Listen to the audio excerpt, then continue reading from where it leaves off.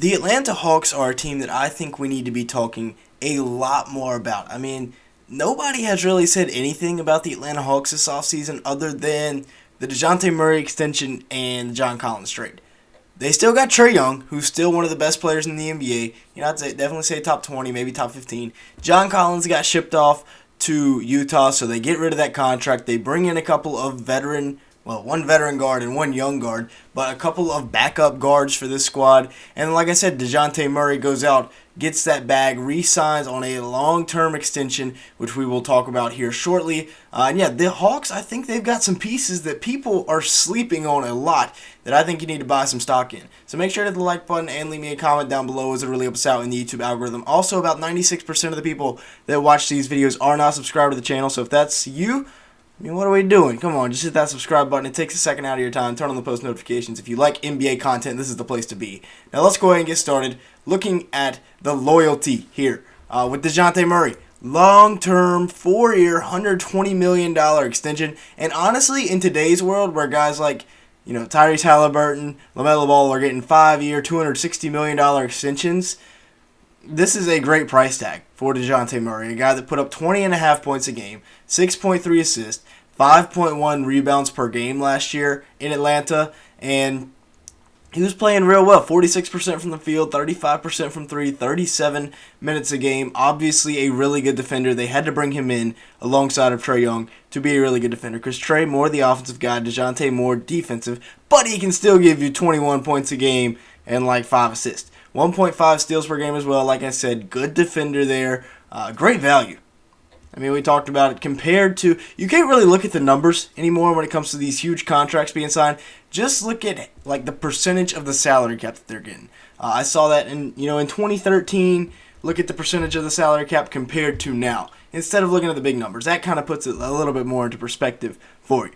Now, there are a couple of young wings that I think in Atlanta that we need to take stock in. AJ Griffin, 9 points, 2 rebounds, 1 assist last year as a rookie. Remember at Duke, he shot at 50-something% from three, 39% from three last year in his first year in the league, 47% from the field, and about 19 minutes a game. That's very good number. 9 points per game. You look at the per 36s, he's out off the charts. Sorry. Jalen Johnson, 5.6 points per game, 4 rebounds. Another guy that I think, a couple of Duke guys here. Well, I don't know if Duke really claims Jalen Johnson, but 15 minutes for him. He's putting up good numbers. His per 36s are looking very good as well. Double-double per 36 on 50% shooting. Both of those guys, especially with John Collins now leaving, that's who they got to replace him. Now, potentially dodging a bullet. They traded him for a bag of chips, but John Collins has been on the regression here lately. A regression tour. 13.1 points a game, 6.5 rebounds, and 1 block last year in what was a career worst season for John Collins. Now, he may have been banged up a little bit throughout the year, but he still got 3 years, $78 million left on his contract. And for a guy that is aging and regressing already, maybe it's time to go ahead and kick him, show him the door. And that's what they did, 29% from the three-point line. Not going to cut it, so he is gone. Now, let's take a look at the draft, because I really like what they did in the draft, going out and getting Kobe Buffkin, one of those late risers in the draft process. But this guy is a super energetic, electric two-way combo guard. Honestly, a good comparison for him would be Dejounte Murray. Not as good defensively, but when he gets going to his left hand, he's really good. 14 points a game, 3.5 rebounds, 3 assists. Dejounte, when he gets going to his right, he's tough to stop. Buffkin obviously left-handed, so it's reversed there. But 48% from the field, 35% from three, 1.3 steals. Honestly, I just see a lot of comparisons between the two. I just see him right there, waiting on you to cross half court, ripping you, taking it the other way. I think he's a day one rotation piece, a guy that you can slide right in there at the 2 off the bench. Patty Mills at the backup guard, backup point guard, and then Kobe Buffkin at the backup 2, which is what we're about to talk about here. I think that fit in real well. Patty Mills coming in, bringing in the veteran presence, and then you work Kobe Buffkin in slowly, and as the year progresses, you start taking gradually some of Patty Mills' minutes, giving more and more to Kobe Buffkin, because he's a guy that 2 years in college, so he is a little bit more pro-ready than some guys coming out of the draft this year, but I think he is going to be looking really, really nice for this Hawks team once he really starts to break out. Kind of like with AJ Griffin last year, although he stayed an extra year in college. Now, they do have some veteran wings, which I am very excited about. You got to have lots of 3-and-D wings in the NBA today. DeAndre Hunter, unfortunately, can't stay healthy. But when he is healthy, he's really good. 15.5 points a game, 4.5 rebounds a game. Really good small forward, one of the better defenders in the league when he's healthy. That's the big key. 46% from the field, 35% from 3. Really, he was the X factor in that Hawks run to the Eastern Conference Finals. Bogdan Bogdanovic, 14 points, 3 rebounds, 2 assists. One of the most fun names to say in the NBA. Bogdan Bogdanovic. 45% from the field, 41% from 3, 28 minutes a night. So super efficient guy off the bench that they're bringing in. Can just put it in the basket. And then Saddiq Bey, 11.6 points, 4.6 rebounds, 1 assist. Really liked what they did last year, bringing him in from the Detroit Pistons.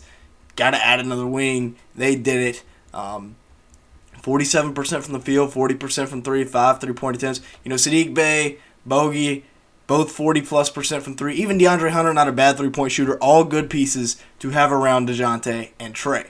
Now let's take a look at the lineups. And yeah, Saddiq Bey, DeAndre Hunter as the starting wings. We just talked about them. But both guys, they can shoot the 3-ball for sure. And then you've got your 2 electric stars in Trae Young and Dejounte Murray at the 2-point guard spots. Dejounte, I'm honestly, I think he makes a bigger impact on the game because Trae just gets lost defensively and you got to cover up for him. But Dejounte Murray, as a two-way star, I think is going to really lead the Hawks next year. He'll be the heart and soul of that team. Trae Young is still going to be Trae Young. Don't get that twisted. Don't make it sound like I'm saying Trae Young's a bum. But he has regressed a little bit, I feel like, from a couple of years ago. And then you got Clint Capella anchoring down everything in the paint. He's making a bunch of money, though. Don't be shocked if Onyeka Okongwu is coming for that spot. A guy I probably should have highlighted a little bit more in today's video. The backup 5-man here in Atlanta. He's really good. Like I said earlier, don't be shocked if they start out giving the minutes to Patty Mills, and then as the year progresses, Kobe Buffkin gets more and more minutes. That is the way I would go about it, because you still have AJ Griffin and Bogdanovic at the 2 and the 3 off the bench, so you're not taking minutes away from them to give it to Kobe Buffkin. I think AJ Griffin and Jalen Johnson are both going to have big-time years this year. Same thing with Onyeka Okongwu. 3 guys on this Hawks bench that I really expect to break out, by the way. And then you got Bogdanovic, the steady hand there at the small forward spot. I really like this Hawks team.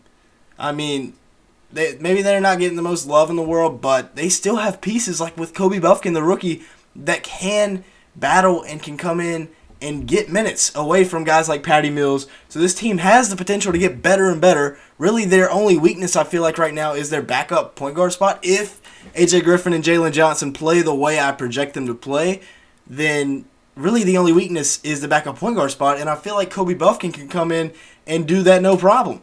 I think that's how that's going to work this year, is that Kobe Buffkin is going to come in, take Patty Mills' spot. And then you got Onyeka Okongwu. Like I said, don't rule out Onyeka Okongwu coming in and taking out Clint Capella's spot. Another guy, like I said, I should have given a bigger highlight to him. People were commenting on my last Hawks video. I didn't talk about him enough. Well, here's your Onyeka Okongwu section.